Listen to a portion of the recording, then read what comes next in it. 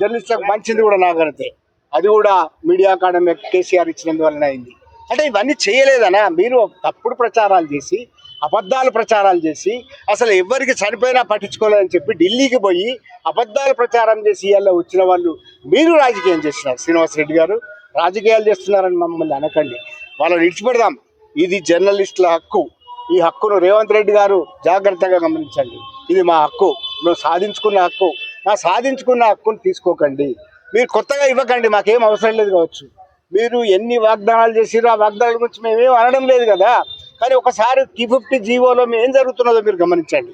మంత్రి కానీ, సమాచార శాఖ మంత్రి పొంగులేటి శ్రీనివాసరెడ్డి గారు కానీ, అట్లాగే ముఖ్యమంత్రి రేవంత్ రెడ్డి గారు కానీ దీన్ని చూడండి. ఇది రాజకీయం కాదు, ఇది జర్నలిస్టుల హక్కులు.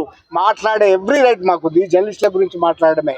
మీ గురించి మేమేం అనడం లేదు. మీ పాలనకు సంబంధించింది కాదు, మీ పోస్ట్ మార్టంకి సంబంధించింది కాదు, మీ పాలన పోస్ట్ మార్టం కాదు. ఇది జర్నలిస్టుల హక్కులకు భంగం కలుగుతున్నది కనుక ఒక జర్నలిస్టులుగా, తెలంగాణ ఉద్యమంలో పాల్గొన్న జర్నలిస్టులుగా మేము ఇది అడుగుతున్నాం. గుర్తుపెట్టుకోండి, ఇది రాజకీయం కానే కాదు.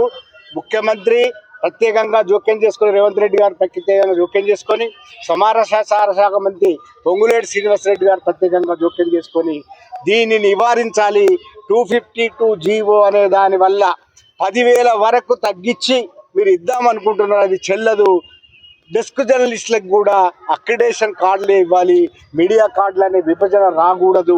అట్లాగే నియోజకవర్గ స్థాయిలో విలేకరులకు కూడా ఇవ్వాలి.